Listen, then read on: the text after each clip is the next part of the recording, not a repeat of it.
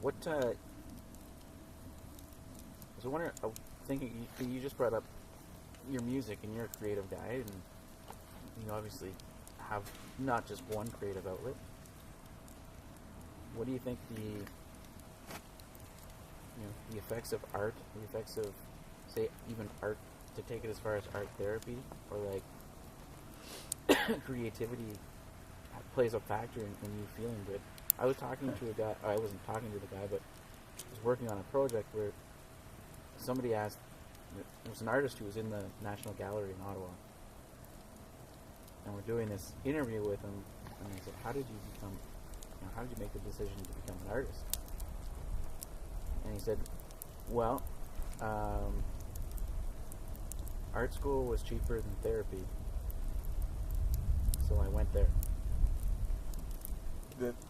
The simple answer, and I can't stress this enough, is the Clash saved my life.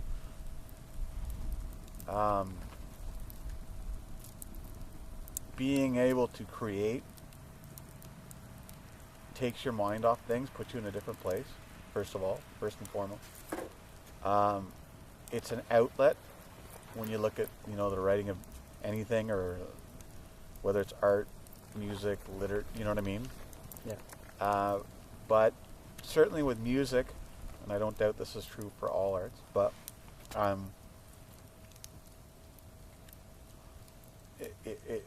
it spoke to me in a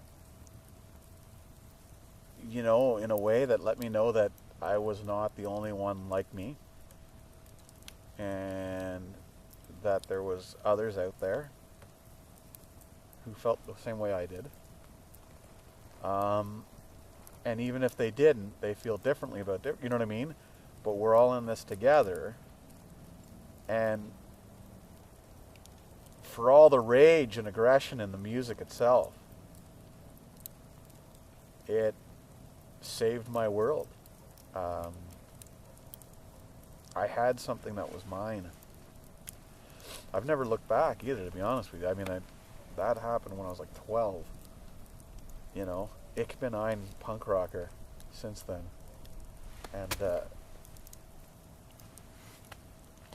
yeah, it's huge. I would recommend it to anybody on that level. Not my thing necessarily, by the way, but something. Yeah. What was that like when the realization that you weren't the only person that felt like you did?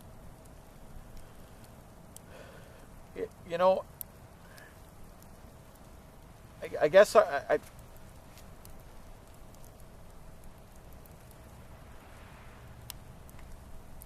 we're all looking for each other, and community, and I just realized that it might look like we're having this big moment, but there's smoke in my eyes. I wasn't gonna say anything, but And I just thought, like, I wonder if Ben's sitting over there thinking, like, this is really going well, like, no, this is fire's going in my eyes.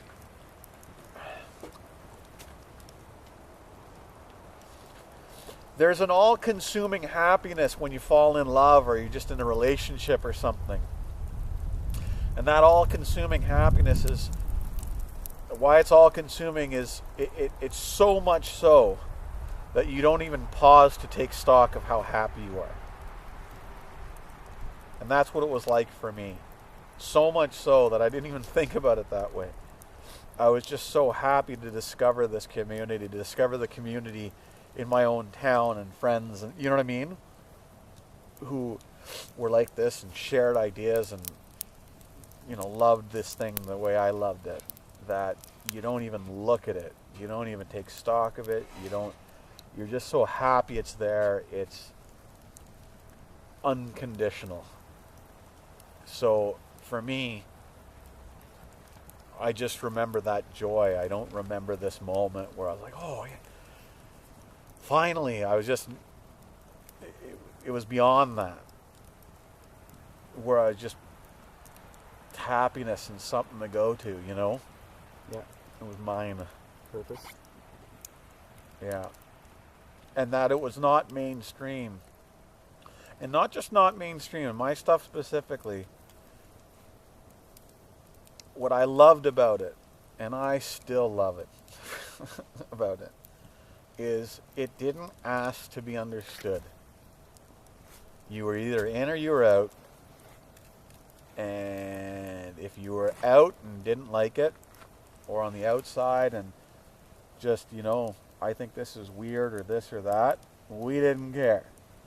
It's not for everybody. We're okay with that. You don't like it, don't come. And when you think about it, so much of art craves mainstream attention, etc. And what I liked about what I'd found is it didn't. It didn't care. It loved the fans it had. Loved them like family. And the fans it had, if you are a fan, great. If you are a fan, great. If not, that's okay too. Again, though, we don't need you. And I like that. Always have, always will.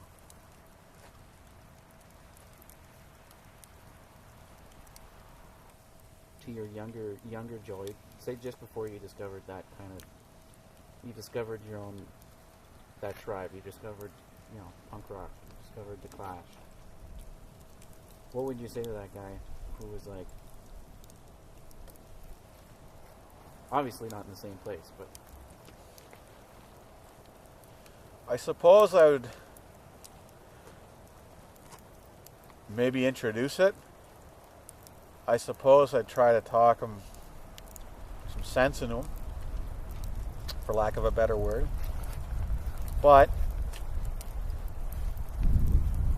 again, you have to embrace the truth. And the truth is that we go on the journeys we go on when we're ready to go on them. And we discover the things we are meant to discover when we look for them. And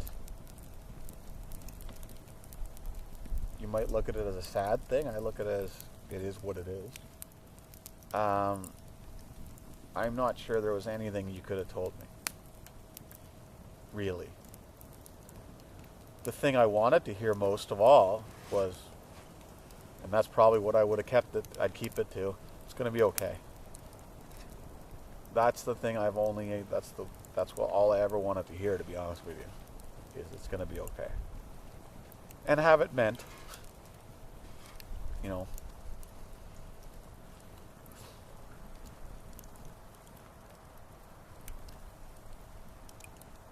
yeah.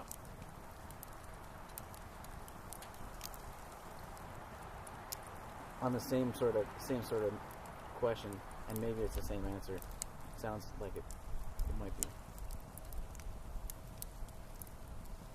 What would you say to that young person right now, like in this kind of time, who's fucking angry?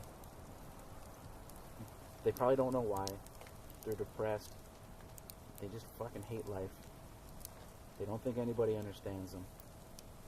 They definitely haven't found that tribe yet that gives them a sense of belonging. What would you say to that person? I would tell them that you're not alone. No matter what you think, you're not alone. If you choose to be alone, that's your choice, but understand that you're not alone. I would tell them, be angry. Figure out why. In fact, don't allow yourself to be angry if you're not going to do the work. But more, the biggest message I would tell them, though, is whatever's happened to you, whatever's happening to you, however you feel, you are in control of how your day goes, and the day after that, and the day after that, and the day after that. And when you feel like you're not in control, you just have to remember that you are. And what you're in control of is what you do, how you react, if you get help or not, if you speak out or not. I could go on. And I have had people say, yeah, but what about?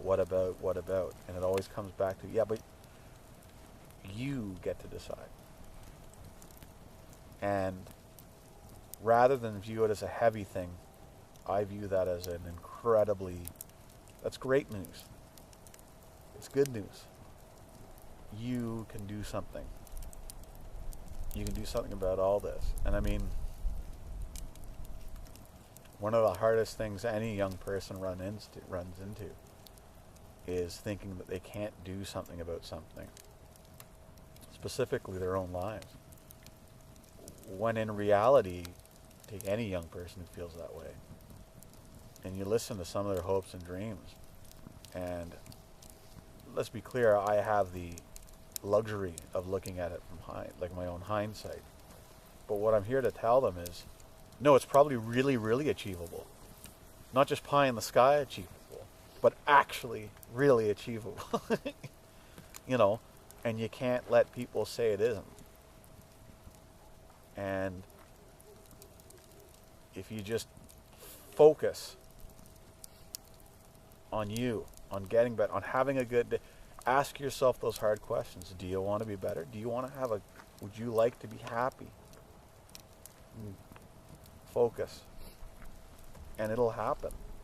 But if you tell yourself you can't do something, if you tell yourself it won't work for me, any of these things, you're going to be right 100% of the time.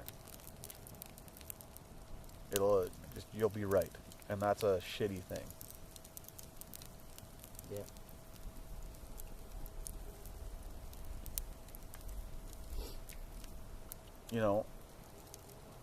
And once they start to get better, the other thing I would tell them is there is no greater waste of time than mourning lost time, which is the other trap people get into.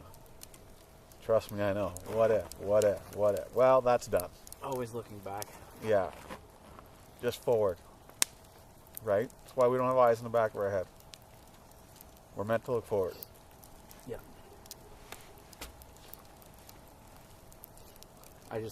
My nose is running.